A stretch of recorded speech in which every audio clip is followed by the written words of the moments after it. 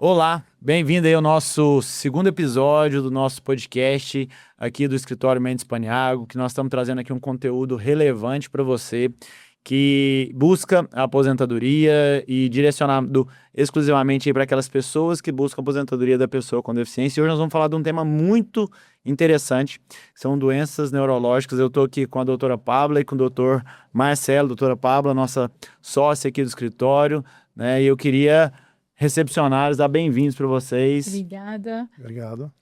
Obrigado, doutor Marcelo, por estar conosco.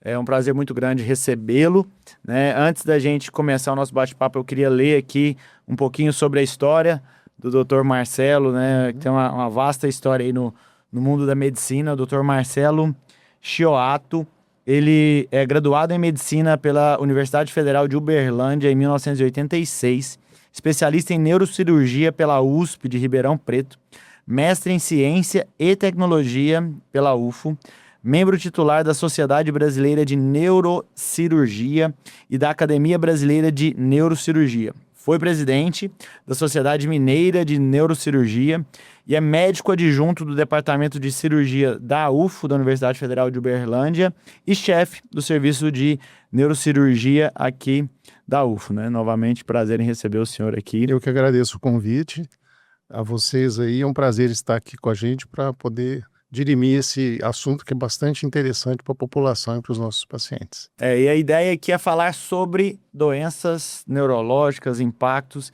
e a gente quer começar aqui primeiro, antes, quero convidar a Pabla para falar para a gente um pouquinho, fazer uma introdução sobre a aposentadoria da pessoa com deficiência, né? Para nós, né, conversando com o Dr. Marcelo essa semana, né, e a gente vê aí no dia a dia que as pessoas elas fazem algumas confusões, né, do que é essa aposentadoria da pessoa com deficiência, aposentadoria por invalidez, incapacidade. Se você puder introduzir para nós esse assunto aí. Vamos lá, né? Aposentadoria da pessoa com deficiência é um benefício que a gente fala programável. As pessoas, elas se programam porque ela tem por tempo de contribuição, que não exige idade mínima, como o próprio nome diz, e a por idade, que o homem precisa de ter 60 anos de idade e a mulher 55, com pelo menos 15 do diagnóstico de PCD. Então, a gente precisa colocar aqui que a aposentadoria da pessoa com deficiência que nós estamos falando aqui é uma aposentadoria programável. A pessoa tem que pagar, tem que ter um tempo mínimo de contribuição ou uma idade mínima. Não se confunde com a aposentadoria por incapacidade permanente, a antiga aposentadoria por invalidez. Por que a gente sempre chama atenção? A gente tem que desmistificar que pessoa com deficiência não necessariamente é uma pessoa incapacitada para o trabalho. E aqui a gente vai falar um pouco mais sobre isso, vai ficar mais claro. E a ideia é trazer também a visão, né, médica do Dr. Marcelo como personagem principal nosso aqui do nosso podcast, falar sobre limitações, sobre condições, tratamento, né, os reflexos de um acompanhamento médico, antecipar isso, né, e a intenção agora, nesse primeiro bloco nosso, esse primeiro tema é falar sobre doenças neurológicas e limitações funcionais, né? Doutor Marcelo, se o senhor puder trazer para nós aqui, como que as doenças neurológicas, né, e aí nós estamos falando de hérnia de disco, nós estamos falando de sequelas de AVC, né, estamos falando de fibromialgia, como que elas afetam a vida diária da pessoa? O senhor como médico, qual que é a visão, né, nessa longa jornada, como que é a realidade dessa pessoa que é acometida com uma doença neurológica? Isso aí é um grande problema de saúde pública no mundo, né? Porque as doenças neurológicas afetam diretamente a funcionalidade do ser humano e da pessoa envolvida com um tipo de doença vamos dizer assim, desse escopo, né, de patologias, que são várias que podem afetar o sistema nervoso. Uma particularidade muito importante é que o sistema neural, a capacidade regenerativa dele é muito pequena, porque são células bastante especializadas. Então, diferente de um órgão, vamos dar um exemplo do fígado, que pode regenerar em pouco tempo, até ter um novo fígado, praticamente, transplante hepático e outras metodologias que você pode melhorar ou tratar o seu fígado, ele vai realmente responder e vai regenerar. O cérebro, o tecido neural em si, a medula e os nervos, não tem essa capacidade, justamente porque são estruturas muito especializadas na sua função. Então isso dificulta essa capacidade regenerativa do sistema nervoso como um todo. E isso leva a uma deficiência que eventualmente você não vai conseguir reabilitar. E aí isso no dia a dia, né? Como que a pessoa ela começa a identificar, né? Como que isso a gente sempre tem trazido, né, para o nosso pessoal esse conteúdo mais prático, né? É muito relevante quando o senhor fala assim, olha, essa é difícil regeneração, né? Sim. E aí difícil reabilitação, Sim. né? Então como que ele consegue perceber isso e aquela pessoa que por acaso foi acometida daquela doença neurológica, que muda na vida dela? Acho que é até interessante falar quando que a dor, né, Uhum. começa a dar lugar a um diagnóstico, a uma investigação, como que é isso para o paciente que tem alguma condição, né? Porque eu acho que a dor, inicialmente, é o sinal, não é? É. E aí, mas quando que simplesmente uma dor, um uso de analgésico, por exemplo, parou de fazer efeito e aí começa a se falar em diagnóstico, em algo realmente que a gente possa investigar e dizer, olha, esse é o caminho para um tratamento ou para melhorar essa qualidade de vida? Sim, você falou muito bem. Na realidade, a dor é o primeiro sinal de alerta. Então, ele é o primeiro sinal de alerta. Ele, inclusive, hoje é classificado como um sinal vital, não só a pressão arterial, temperatura, aquele básico, né? Então, hoje a dor é caracterizada por uma escala. Normalmente, a mais simples são escalas analógicas de dor. E essa dor pontuada, vamos supor, de 0 a 10, então se tem uma dor 8 a 10, ela é de muito forte intensidade. Então isso chama atenção. Então, primeiro, a intensidade da dor, a topografia da dor, aonde ela acontece. Então, se você tem uma dor, vamos supor, a pior dor de cabeça do mundo, a pessoa nunca teve uma dor súbita na cabeça, pode ser uma hemorragia subaracnoide, pode ser um aneurisma cerebral. Sim. Uma dor muito forte na perna direita, que nunca teve. Aí vem os complementos, os sucedâneos dessa dor, que, por exemplo, aí vem com dormência na minha perna, uma dor muito forte com dormência. Já é um sinal de alarme de compressão neural. Então, a dor, ela se manifesta e ela te fala o que é a necessidade de um atendimento urgente ou não. Você tem dor aguda e crônica. Aí é um outro esfera de divisão da dor que entra na seara muito específica dos tratamentos que a gente pode discutir depois. Sim. Entendi. E aí, como primeiro sinal, né, é dor, né? E aí, eventualmente, a gente acaba acompanhando pessoas, né, que ele efetivamente ele se afasta, né? Ele sente aquela dor, aquilo vira uma crise. Nós estávamos falando num treinamento com uma assistente social e ela estava trazendo para nós a distinção de limitação funcional de caráter permanente e crise, né? Então, quando a gente fala, vem o primeiro sinal, a dor, né? E aí depois disso há uma evolução, né? É isso que acontece, se a gente for trazer um exemplo prático, hérnia de disco, né?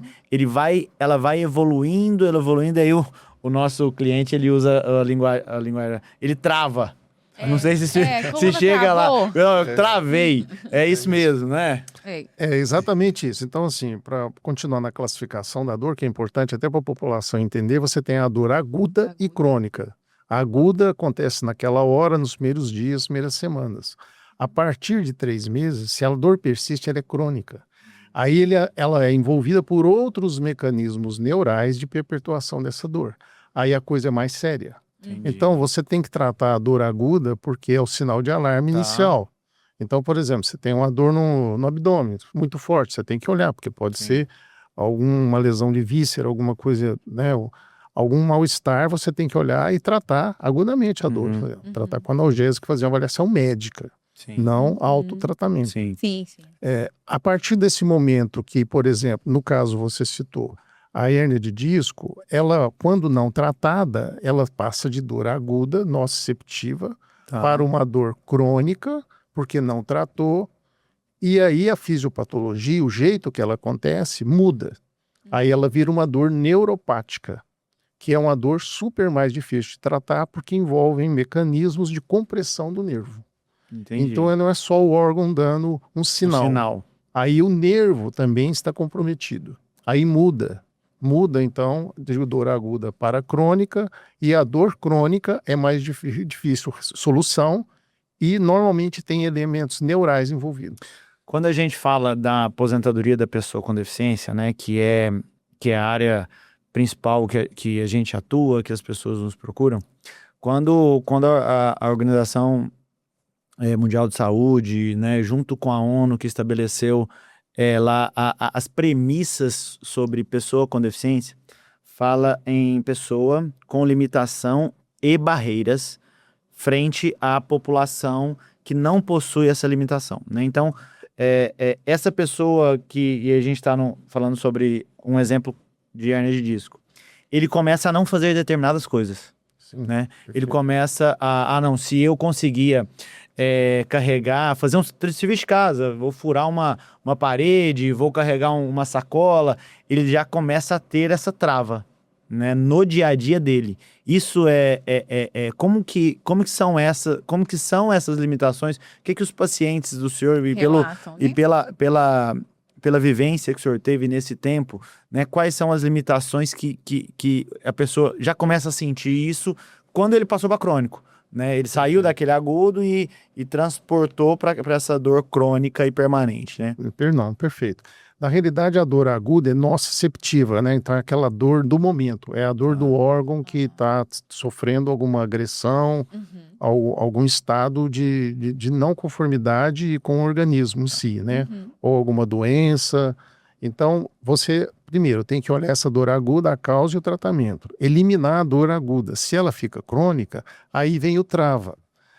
O travar é o não tratamento da dor que envolve a função do nervo. Normalmente é isso.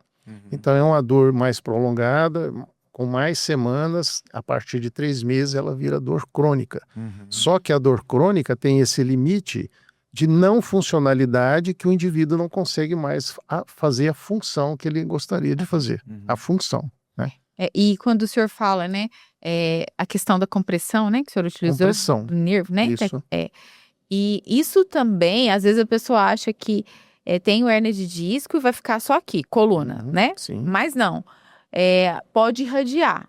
O senhor pode explicar pra gente? O que é esse pode irradiar, né? Irradiar, vai para outros membros. Por que vai? O que tecnicamente, assim, acontece nesse momento que fala assim, nossa, agora além da coluna, meu braço tá dormente e não é outro, eu não tô conseguindo identificar o que é. Perfeito.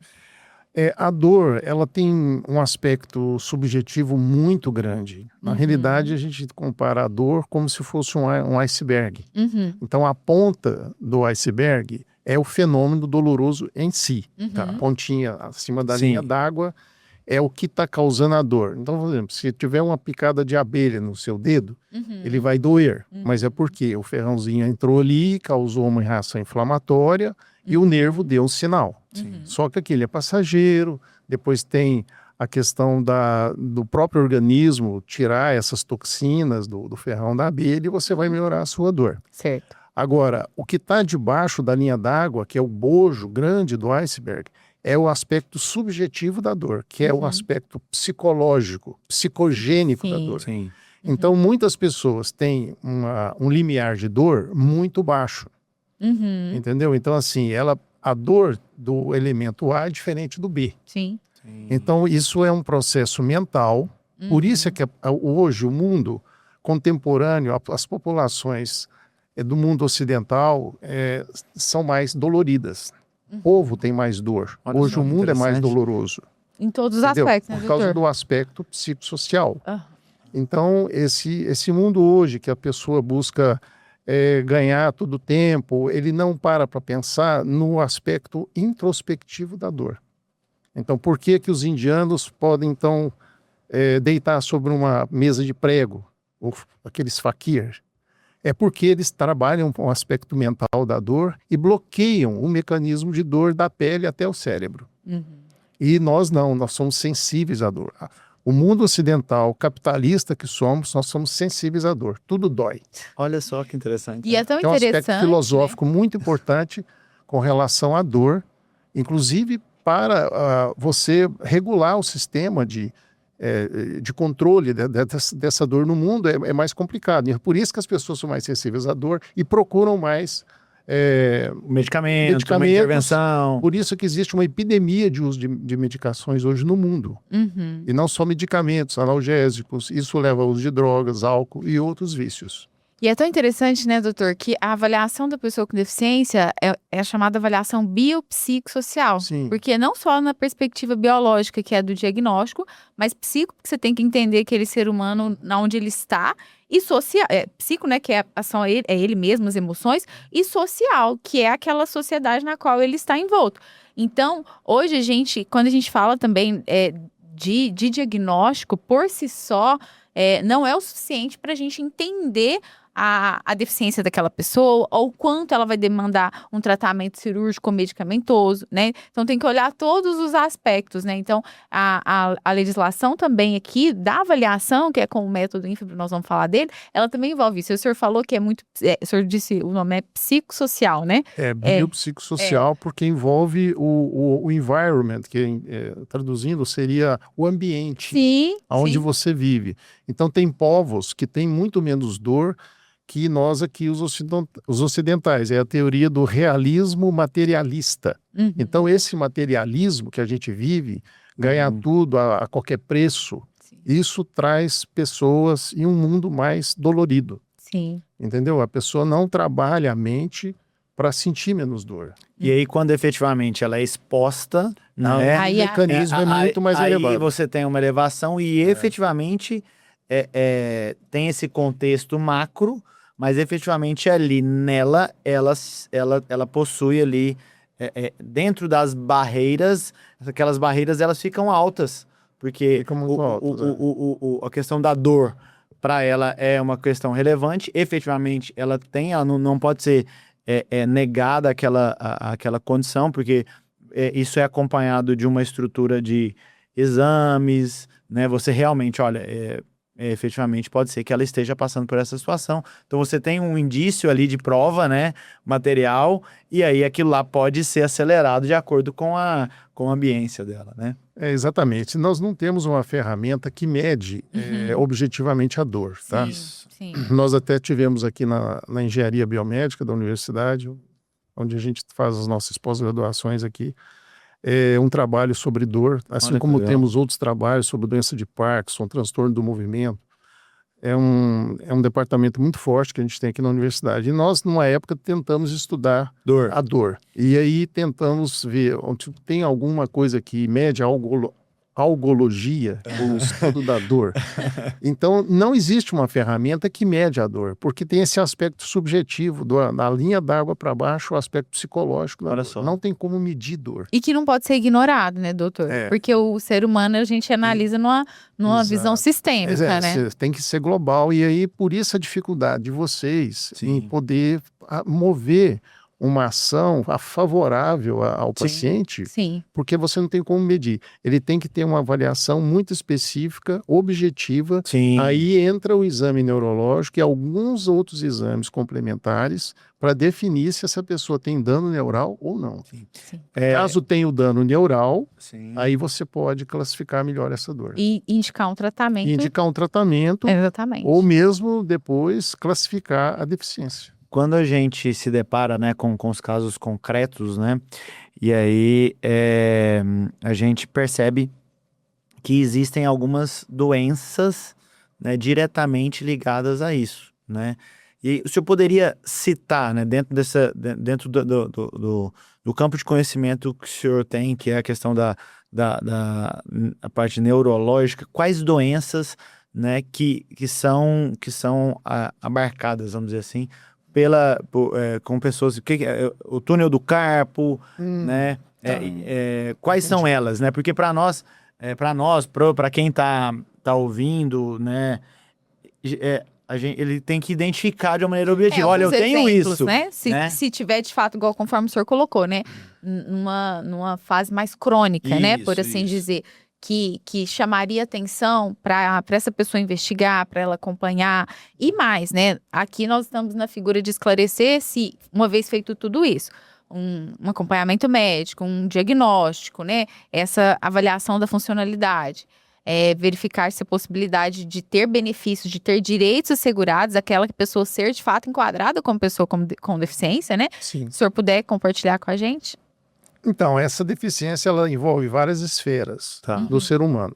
Você pode ter uma insuficiência cardíaca muito grave, Sim. e essa pessoa é deficiente. Ela não consegue andar 10, 20 metros que ela tem falta de ar. Sim. Então, é um tipo de deficiência que tem a ver com o coração. Sim. Então, tem outros tipos de deficiência. Aí você pode ter uma deficiência psicológica. A pessoa não consegue raciocinar, ou mental. Sim. Então, é muito variável esse trabalho, por isso a dificuldade de classificação, certo?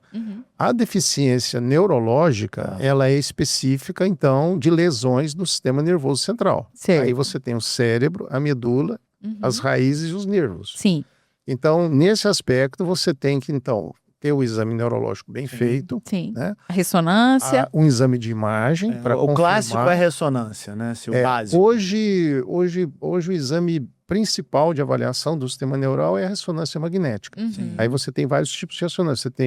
Começou com 1.0 Tesla, 1,5 Tesla, hoje tem aparelhos de 3 Tesla.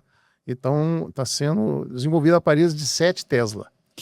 Aí você vai ver filigranas, você vai ver coisas que não eram vistas em exames anteriores, né? Então a tecnologia está avançando, mas assim, o padrão ouro hoje ainda é a ressonância de 1,5, 3 Tesla. Aí você tem que ter o exame neurológico, o exame de imagem e uma comprovação talvez do exame que a gente chama de análise de sinais biomédicos. Sim. Que então assim, eletroneurografia. A pessoa, olha, queixa de dor na perna. A senhora está queixando de dor na perna e tal. É muito chata. Dá uma dormência, choque. Aí você examina e o paciente não tem perda neurológica. Aí para resolver a questão e definir exatamente se é verdadeiro ou não, você pede um exame igual a eletroneurografia. Então tem alguns exames complementares que você pode agregar na avaliação desse paciente. Então, ele é o marco, né? Quando nós estamos falando da aposentadoria da pessoa com deficiência, é igual a Pabla falou, né? São pessoas que têm uma limitação de longo prazo, né? Que ele pode ser congênito ou ele pode ser adquirido ao longo da vida. Certo. Um acidente ou uma doença, né? Um AVC. Um AVC. Uma sequela. Né? Uma sequela. E aí, a gente coloca isso como um marco. Geralmente, quando as pessoas elas nos procuram, né, ele traz um exame da época. Né? Sim, então, perfeito. Há 5 anos atrás, eu fiz essa ressonância magnética. Alteração na L4, L5. Alteração na L4, na L5, né? E é isso que chega para nós, né? Esta ressonância, né? Esse exame de marco lá atrás, ele vai falar, através da leitura daquele exame, o médico, mesmo que seja extemporâneo esse relatório, ao olhar para isso, já existem indícios de alteração. É possível identificar, né? É porque o senhor falou que geralmente ele é evolutivo, né? Se não há uma intervenção, né? O senhor chegou aqui, o senhor falou que estava acompanhando uma alta de uma cirurgia de hérnia de disco. Se não houve uma intervenção deste nível, provavelmente ele está numa evolução da doença. E é isso mesmo? Então, aí, primeiro ponto. Normalmente, esse paciente tem um pacote, uma mala de exames. Ele tem mesmo. Ele chega com uma pastinha assim, ó, um monte de... Aí ele traz a receita, a chapa. Tem um mundo de exames. Aí, o primeiro ponto é esse. Ele chega com um pacote de exames para você. A gente gosta quando chega com um pacote. Quanto mais documento, melhor. A gente gosta. Se fosse um exame, seria maravilhoso. Mas é um pacote, sempre é um pacote. Na realidade, assim, então essa avaliação ao longo do tempo, essa escala evolutiva do paciente ao longo dos anos de dor ou com a certa deficiência que a gente ainda não caracterizou, ele vai trazer uma demanda para você e então vai passar por essa avaliação. O não tratamento é que leva à sequela. Então, assim, tem um jargão aí popular, errôneo, que fala assim, olha, você tem uma hérnia de disco, não opera, senão você vai ficar aleijado. Isso. Tem vai ficar gente pior. Assim, nossa, eu não tenho coragem de... Isso aí é um erro, assim, é um erro de esclarecimento da população, inclusive dos órgãos de divulgação, que aqui no Brasil é ruim, eles não sabem divulgar, não sabem prevenir. É um país que não tem prevenção de quase nada, então, infelizmente, é diferente de outros países que se preocupam na prevenção. Aqui no Brasil nós não temos educação, né? Educação nas escolas, então, enfim, então assim, aí você chega com esse paciente lá e a gente entende que esclarecer isso à população é muito importante. Então, esse caso que você falou, nós operamos ontem um paciente com uma hernia de disco muito grave, ele estava sem andar, com muita dor, perdendo a força da perna, já com o pé arrastando, né? A gente chama de pé caído. E ele fez a cirurgia ontem, endoscópica. A hérnia era a indicação de endoscopia, um cortezinho muito pequenininho. O paciente quer ir embora para casa hoje. Olha só quer ir dirigindo o carro. Então isso é restaurar a função. Porque você opera numa hora boa e tal, e o paciente reabilita. Então, o não tratamento, é o que a gente fala, assim, é o que leva à grande demanda de vocês, porque esse paciente vai ter, exceto um evento, um stroke, um evento abrupto, igual um AVC. Ele não escolheu, ele não quis a doença, mas ela apareceu. Esse paciente vai ter uma hemiplegia, uma hemiparesia, uma deficiência motora, e isso é mais fácil de caracterizar. Então, isso não tem... difícil reversão também, né? E aquilo que eu falei, né? Sobre a reversão, depende da área que foi lesada pelo AVC, se menor ou maior, o local. Então, isso é mais tranquilo de um paciente conseguir o PCD, porque isso é visível, né? Não tem como negar. E só para complementar, o senhor falou da cirurgia, né? Mas tem pessoas que, eu tenho amigas que fizeram, né, a cirurgia e que melhorou durante um período, mas depois voltou a ter dores fortíssimas e não tinha mais nem indicação cirúrgica. Aqui o senhor atribui, claro que o corpo humano, né, é aquilo que a gente sabe, né? Mas não é matemático, né? Não é matemático, mas o que o senhor atribui uma cirurgia de hérnia de disco que depois, daqui 2, 3 anos, eventualmente a pessoa volta a sentir dor? Isso também é falta de esclarecimento do médico e da população em geral em conhecer a doença. Na realidade, a pessoa que tem uma hérnia de disco, ela não é uma doença só daquele disco. É de toda a coluna. Que tem quantos? Só para falar pra gente, quantos tem? 33 vértebras. 33. Aí divide em L2, é aquela coisa lá da ressonância, né? Quando nós estudávamos lá no ensino médio... São 33 vértebras, você tem a divisão anatômica cervical, torácica e lombar. Os segmentos mais acometidos de doenças degenerativas em geral são a cervical e a lombar. É onde aparecem as hérnias discais, compressões e tal. Então, nesse aspecto, primeiro o paciente tem que procurar ajuda e o tratamento, porque senão vai ter a sequela, certo? Então, esse é um ponto. A doença degenerativa da coluna, ela envolve meses e anos e qualidade de vida. Então, se o paciente é sobrepeso, se ele é tabagista, se ele é diabético, tudo isso vai interferir no resultado, não só do tratamento, tirar uma hérnia de disco, que pode não ter um resultado muito bom, porque ele já tem uma neuropatia. Tirou a hérnia, mas ainda continua com a perna doente. Vai permanecer. Pode regenerar? Pode. Mas não é certeza. Porque já estar muito doente aquele nervo não regenera. Igualzinho nós falamos sobre a questão de regeneração. Quando o senhor falou, né, eu lembrei do começo da nossa conversa, né? Você falou, olha... a questão neural ela é muito mais difícil para ter regeneração. É uma célula especializada. Então, esse neurônio, ele é muito especializado, ele faz essa função. Então, ele não tem como se reproduzir. Entendeu? Então, ele não tem como. Isso foi uma especificidade do tecido nervoso desde a criação do homem. Esse tecido não se regenera. Entendeu? Ele entra num processo que a gente chama de apoptose, que é uma morte celular programada ao longo dos anos. Então, aquelas células... Que é o envelhecimento normal. Deus fez assim. Então, Deus a longevidade do homem é que, em média, entre 80 e 100 anos. Não tem outra solução. É assim, Deus fez assim.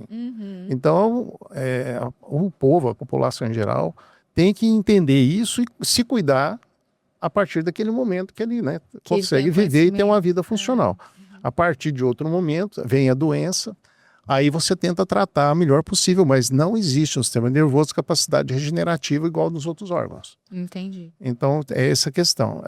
Aí, você tinha me perguntado sobre os segmentos da coluna. Sim. Então, a pessoa é diabética, sobrepeso, sedentária, tabagista, ela vai ter mais degenerações que chamam de espondiloartrose ou artrose em geral, na coluna e outras articulações, que vão limitar e vão causar, continuar dando dor nesse paciente.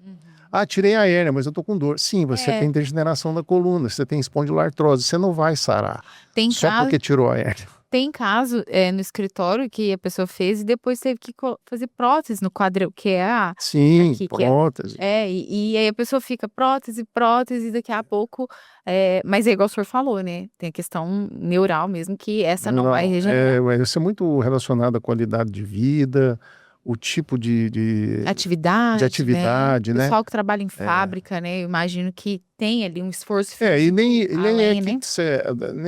todos os países mais ricos do mundo também têm uma qualidade de vida excelente. Por exemplo, os Estados Unidos, hoje é uma qualidade de vida ruim, considerada ruim, porque é um país muito rico, mas o povo não é organizado para poder ter qualidade de vida. Aí você pega aí uma ilha lá ali no centro ali perto ali da Malásia, da Ásia. Aí você vai ver aquele pessoal lá, eles vivem 100, 120 anos. Tranquilamente. Não tem dor nenhuma, nunca tiveram nada, vão morrer de velhos, como a gente fala.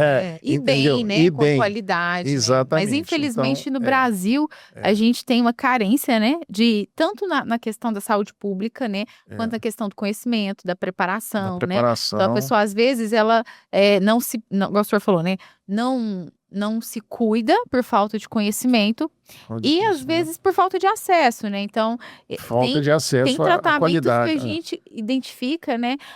Eu tenho uma amiga que é fisioterapeuta e ela me fala há mais de 15 anos, Pablo, faça pilates. Eu tenho acesso e consigo, né? Mas quantos brasileiros não têm, né? E não podem prevenir ou até mesmo no início ali daquela dor, né? Entrar de forma ali vamos falar assim, para atrasar o processo. Você falou um negócio muito sensível aqui no Brasil especificamente, diferente dos Estados Unidos, que você tem mais acesso à saúde, aos países europeus em geral, ali, né, na América do Norte e na América Central, a gente tem mais dificuldade, e aqui no Brasil também, porque o acesso à saúde é limitado. Sim. Entendeu? Então o SUS não contempla os melhores tratamentos, infelizmente, não tem financiamento para isso. Então esse paciente já chega para o médico já com sequelas. Esses pacientes sequelados pela doença não tratada é que vão chegar para vocês, para fazer um PCD e tal. Então o manancial de trabalho de vocês é gigante, porque o acesso à saúde no Brasil é muito limitado. E é exatamente esse o nosso papel. Quando a gente vê uma pessoa com deficiência que chega, às vezes ela não sabe que é pessoa com deficiência, às vezes ela tem vergonha de falar, porque a sociedade acaba colocando as pessoas com deficiência num lugar que elas não têm que ocupar, não deveriam estar ali, né?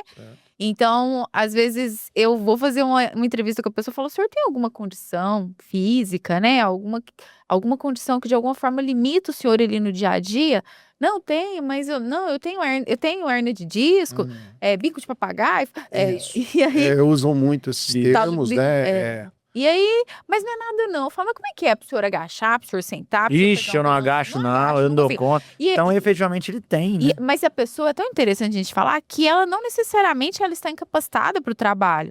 Ela não está, ela consegue trabalhar, às vezes num ambiente adaptado, às vezes de uma forma mais lenta, e a pessoa fala assim, não, mas eu não quero aposentar por invalidez. Você fala, não, mas não precisa, né? O senhor vai fazer as suas atividades de uma forma adaptada, às vezes com o suporte de alguém. Por exemplo, quem tem hérnia de disco não consegue cortar a unha do pé. Não é verdade? Não é verdade? Exatamente Não isso. consegue. Não Então, se consegue. ela precisa de um suporte, de uma manicure, porque é um cuidado diário, né, uma Aham. higiene pessoal. Sim. Se ela precisa da esposa, se o filho tem que fazer o corte daquela, né, cortar, enfim, higiene parar a básica, né? higiene básica ali. É. Tem que Então, tomar ela banho no tem banquinho. uma barreira, mas ela tem. tem uma limitação, Tem. mas ela consegue trabalhar? Sim, ela consegue ir para a empresa, ela consegue sentar, ela consegue fazer o trabalho dela, ela, né, tem uma vida ali relativamente possível de se executar as atividades, né? Mas Perfeito. com barreiras, né? Então, tem é importante mais a gente barreira. falar sobre isso, porque às vezes as pessoas têm vergonha, né? De dizer, De de se expor, expor, às vezes para o médico, às vezes para o advogado, às vezes para a família, né? O quanto é difícil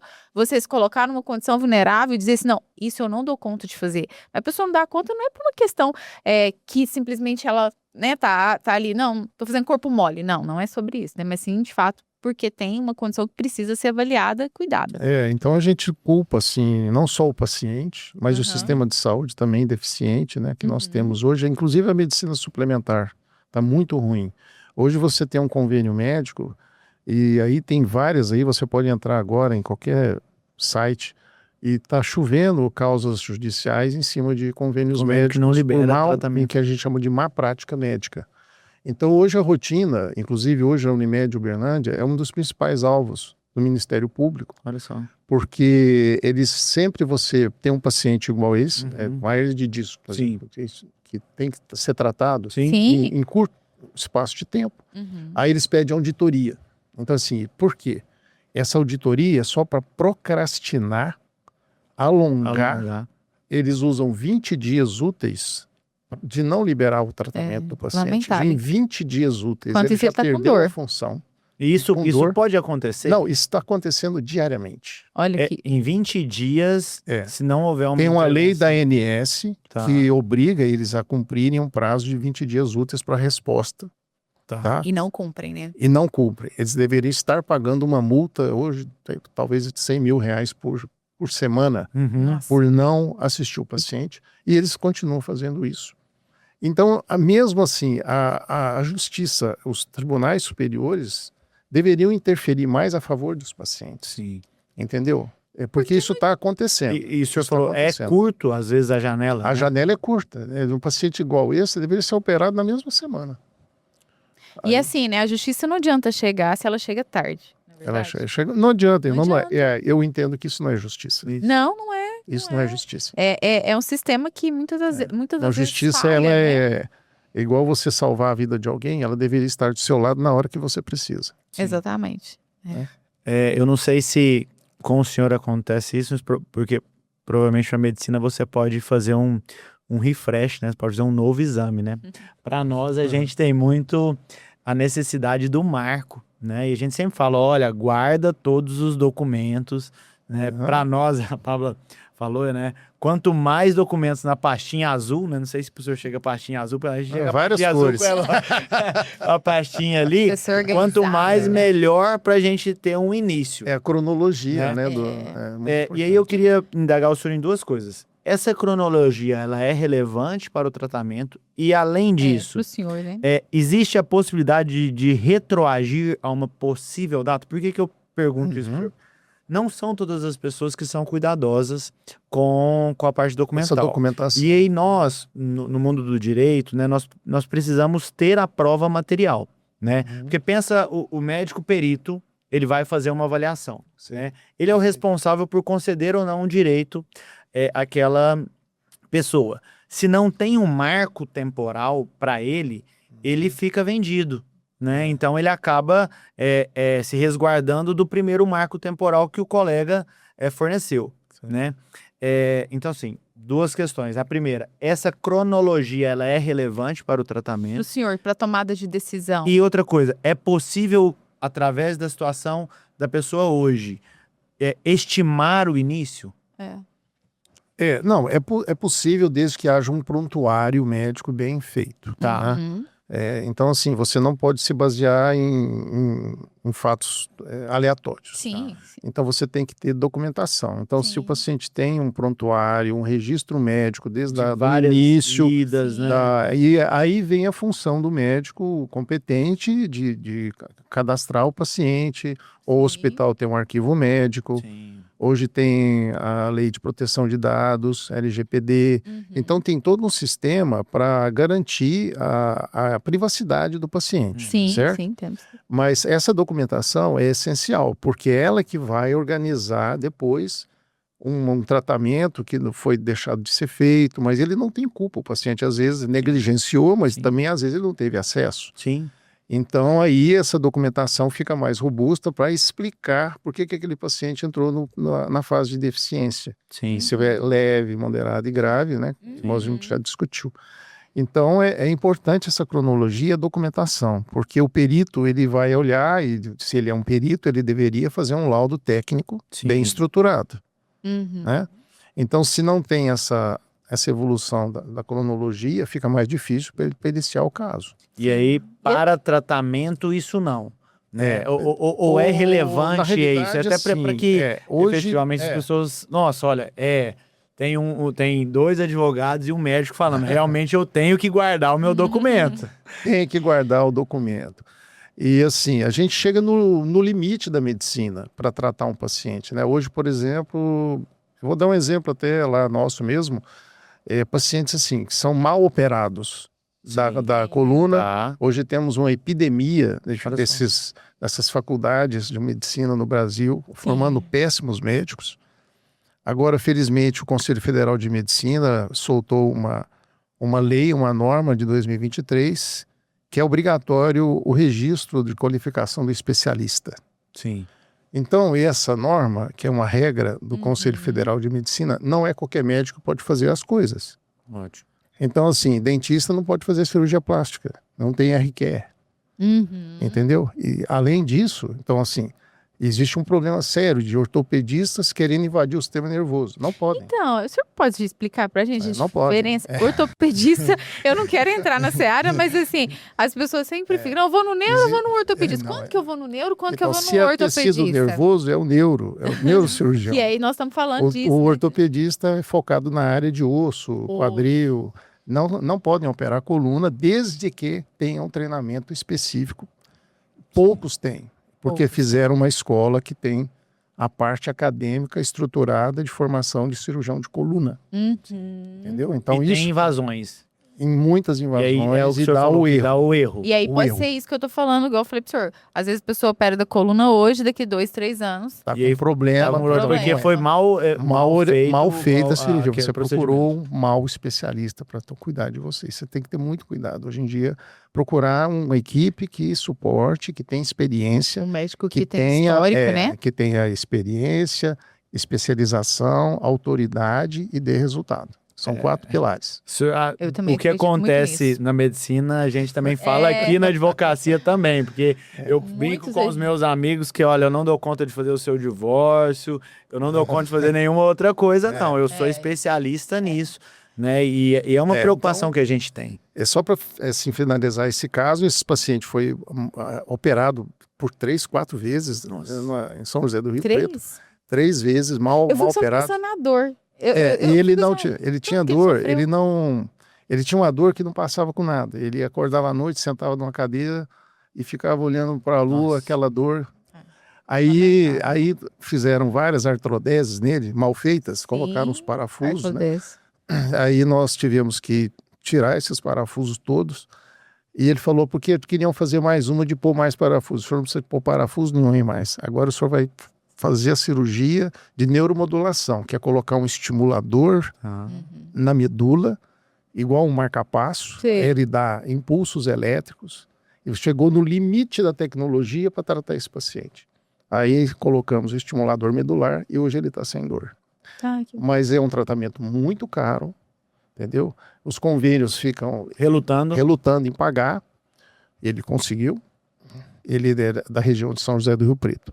Então, assim, você vai no limite. Sim. do tratamento. Sim. Então, um paciente desse que tem uma síndrome pós-laminectomia, Sim. deve chegar muitos casos para vocês. Sim. Um Sim. paciente mal operado da coluna, Acontece com muito. péssimos especialistas, que não são especialistas, primeiro. Sim. Então, nós temos que tirar isso. Sim. Não é especialista. Ortopedista não é especialista Sim. em coluna, em nervo, e cérebro e nada disso. Ortopedista é ortopedista. Neurocirurgião é o especialista. Sim. Certo. Então, chega lá para você vários pacientes com esse problema. Chega mesmo. Aí você tem que chegar no limite do tratamento. Sim. Aí você fala assim, tá, mas o senhor está incapaz. Estou. Aí você tem que comprovar se ele ainda tem um possível tratamento. Sim. Se ele não tiver, aí você vai ter que, provavelmente vai ter que... Doutor, só para a Entrar gente com falar PCD. sobre isso, quando que uma hérnia de disco, né, por exemplo, artrodese e espondiloartrose, enfim, vai evoluindo, qual que é o ponto assim que o paciente que pode acabar precisando de uma cadeira de roda para se locomover, por exemplo? Que a pessoa fala assim, isso pode acontecer? mesmo. Pode. É bem... Eu já vi acontecer. Então, assim, uma hérnia de disco simples, nunca o paciente evolui dessa forma. Então, aquele jargão popular, lá você vai operar, você vai ficar na cadeira de rodas, é a antítese, é o contrário do que a gente quer. Uhum. Então, uma má cirurgia da coluna, de uma hérnia de disco, pode causar essa síndrome pós-laminectomia. Sim. Então, o indivíduo que não sabe operar, procura qualquer profissional, e esse profissional, ao tirar a hérnia de disco, ele lesa a raiz. Tá. E eu já vi isso acontecer aqui na cidade, inclusive, várias vezes. Esse paciente vai ter uma dor neuropática ou uma atrofia da raiz, vai perder a função da perna e vai ficar intratável. Então, aí vem a questão de colocar estimulador, mas isso é o topo do tratamento, Entendo. entendeu? Então, isso aí não é o normal. Uhum. Uma hérnia de disco não deveria deixar o paciente incapacitado. Se ele... Exceto se tiver mais doenças degenerativas que acompanham aquela hérnia de disco. Então, assim, eu opero a hérnia de disco, mas eu ainda tenho dor na coluna. Mas o senhor tem artrose na coluna. Artrose na A coluna. artrose na coluna dá muita dor. Dá. Tirou a hérnia, mas o senhor permanece com dor. Uhum. Pode ser feitas infiltrações, só que isso aí não cura o paciente. A cura é a prevenção desde jovem. Sim. Exercício físico, Sim. dieta regular, não fumar, controlar o peso. Pode beber uma tacinha de vinho. É o sim, básico, pode beber né? uma cervejinha final de semana. Pode. Entendi. É esse básico, né? Então, assim, e assim, eu quero a gente já ir conduzindo para o nosso final, né? Deixar aqui que a gente possa, né? A gente falou muito sobre o histórico, a gente falou muito sobre a origem, né? E aí, quando nós nos deparamos com casos reais, né? E para a gente finalizar, né? Efetivamente, a gente chega a uma conclusão depois de um bate-papo desse, que aquela pessoa que ela não tem uma deficiência visível, mas efetivamente ela se torna uma pessoa com deficiência, principalmente em doenças que vão gerando pela falta de cuidado, pela falta de tratamento, Acesso, né? pela falta de acesso, Mais ele falta de vai acesso, realmente acredito. tendo essa evolução e se limitando, né? Então, passa de a gente tira aqui esse estigma, né, de pessoa com deficiência, ele tem uma deficiência visível e ele pode se deparar com uma doença invisível que vai transformar ele na possibilidade de um enquadramento de pessoa com deficiência. O que tem que ficar claro, então, para a gente finalizar, é assim, a deficiência funcional, neural ou física, ela tem a maneira de ser avaliada. Isso o perito vai confirmar ou não. Sim. O fato de dor, como a gente agora já falou, ela tem um aspecto subjetivo muito grande, não dá para quantificar, não dá para medir. Então, só ter dor não é deficiência. Sim. Então, a deficiência ela tem que ser graduada, com exame neurológico, exames complementares, imagens. E hoje a gente vê, inclusive, assim, pessoas que querem aposentar de qualquer forma. Então, assim, mas eu fiz uma cirurgia. Eu tive agora um caso lá, uma paciente até já é minha amiga. Né? Então, ela já operou 3 vezes a coluna, ela está ótima, mas ela quer aposentar. Aí ela falou assim, mas olha, mas você não tem nada, você está bem. Mas tem metal lá, botou. Não. Você fez uma artrodese para segurar a coluna, que estava com segmento solto, né? Sim. Aí faz a artrodese para Você se estabilizar. recuperou. E ela recuperou. Ah, mas então, se você pode acrescentar, então, que eu tenho prótese? Faz diferença. Faz Eu falei, diferença. não faz diferença, mas isso não é uma prótese, isso aí é uma instrumentação que é com titânio médico específico para resolver o problema da sua coluna, então eu não posso inventar. Isso está chegando, tem muitas queixas de pacientes que querem aposentar, de alguma forma, e aí a gente... E é lamentável, né, doutor? Porque a gente fala que, assim, a aposentadoria é para quem, de fato, contribui com o INSS. Isso, O médico tá ali para ele, de fato, relatar aquilo que ele está acompanhando. certo. Quando a gente fala de deficiências, não é simplesmente um diagnóstico, não é um pós-cirúrgico, não é uma deficiência necessariamente visível que vai dar direito, faço uso de bengala para me locomover.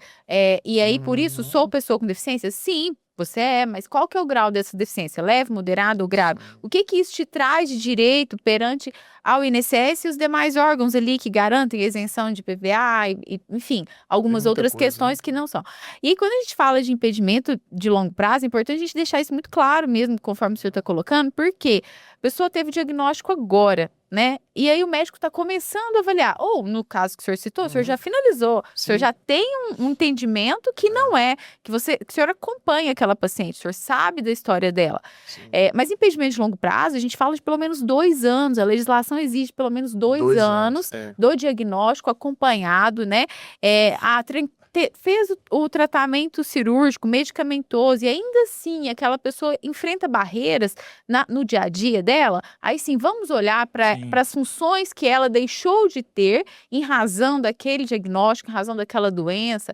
E aí, com base nisso, tem um relatório médico de um profissional sério que diga sobre isso. Tem gente que, e tem gente que pergunta, doutor, eu posso comprar um relatório? Eu falei, não, isso é crime, você não compra relatório, você faz um acompanhamento sério com um médico sério que te acompanha. Mas eu morava lá em Manaus, agora eu moro em São Paulo. E aí o médico de São Paulo não sabe o meu histórico, mas conforme o senhor colocou. Mas o senhor tem ressonância, o senhor provavelmente tem um prontuário médico de uma cirurgia que o senhor fez. Se o médico de São Paulo, ele vai te avaliar, ele também precisa entender a sua história, porque a verdade é verdade, ela precisa ser dita. A burocracia, ela existe não simplesmente para que as pessoas desistam disso. Não, o direito existe, ele é legítimo, tem muita gente que tem esse direito, mas infelizmente tem pessoas que acham que, coloquei, minha coluna tá com um pino de cima e embaixo, tá? Que bom, mas que bom que você conseguiu fazer, que bom que você se recuperou. Se foi bem indicado, ele tem como recuperar. Reabilitação pode uma reabilitação. Cirurgia bem indicada. Mas tem casos que não. E aí a pessoa precisa fazer esse acompanhamento que a gente fala, ele é sério. Eu falo, o relatório do fisioterapeuta. O senhor faz fisioterapia? Tem gente que chega lá e fala, faço, eu não consigo viver sem a fisioterapia, sem o Pilates. Tudo bem, o que vincula mesmo é o relatório do médico? Sim, mas nós temos profissionais ali... Multidisciplinares. O fisioterapeuta acompanha. Às vezes aquela pessoa enfrenta barreiras também nas questões psicológicas. Tem cliente que tem uma questão ali física e aí acaba desenvolvendo a disfunção erétil. Às vezes acaba desenvolvendo mais por uma questão psicológica. Mas isso não pode ser simplesmente ignorado, né? Então, não. Que as pessoas tenham a consciência do conhecimento. Essa educação profissional que vocês estão fazendo aqui é de suma importância. E como vocês têm um protocolo, que é tudo isso, o tempo, as avaliações, isso aí é que dá credibilidade, entendeu? E isso é muito importante, essa divulgação que vocês fazem para as pessoas entenderem que se banalizar esses processos de aposentadoria, não vai aposentar ninguém. Não vai. Entendeu? Não tem como pagar. E aquelas pessoas que efetivamente precisam não vão ser. Não tem como, conseguir. Mas é possível. É possível para quê? Para quem tem o direito, porque nós comentamos aqui. Tem o direito. Nesses protocolos, igual a gente tem os guidelines que a gente fala. Os guidelines são os indicadores de como você deve tratar um paciente baseado num algoritmo. É um fluxograma. Então, assim, a gente começa step by step, que a gente fala, é subir a escada. Então, o cara chega com uma lombalgia, uma artrose. O que é o procedimento? Analgesia, tratamento analgésico, fisioterapia, educador físico. Próximo estágio. Aí fala, não melhorei. Tá bom, mais fisioterapia. Depois tal, a artrose está ruim. Tá bom, então já fez tudo. Então agora vamos fazer uma infiltração. Então, o que acontece hoje, com esse tipo de profissional que eu já falei, eu não vou ficar falando isso de novo, é que o cara chega com a lombalgia, não, o senhor tem que fazer uma artrodese. Ele inverte. Ele inverte a cadeia. Inverte a curva. O learning É. curve é dele, é diferente, porque é um profissional mal formado. Então, ele vai colocar esse paciente numa seara de problemas. E esses pacientes vão chegar em vocês. Sim. Então, assim, aí provavelmente ele vai ter uma deficiência.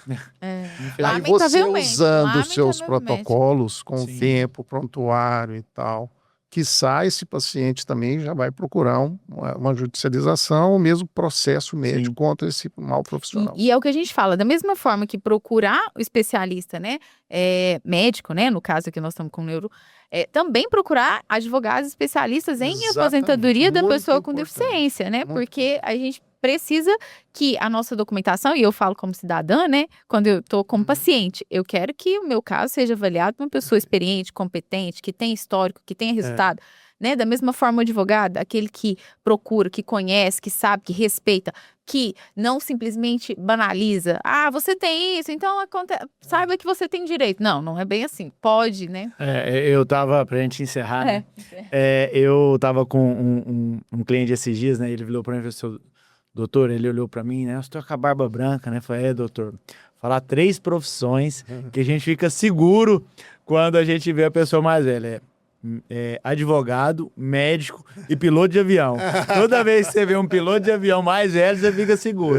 Né? Então é isso, é buscar essa especialização. Eu quero aproveitar e já encerrar com agradecer muito a disponibilidade do senhor. Eu acredito que é de muita valia a gente tratar isso, jogar isso na mesa, falar, esclarecer para o nosso público, né? Para o nosso cliente, as pessoas que nos acompanham, ter essa informação pura, né? Vinda de uma fonte que é o senhor aí, de renome, estudada, que acompanha há tantos anos situações como essa, né? É muito relevante, né? Então, Eu que muito agradeço.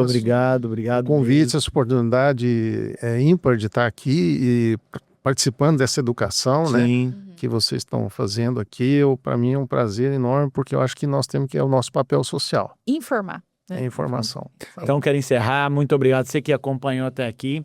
É o nosso podcast. Ele vai ficar nas nossas redes, né? Teremos aí alguns cortes, né? Que vão trazer informações pra gente. Muito obrigado. E até a próxima, né? Até. Tchau.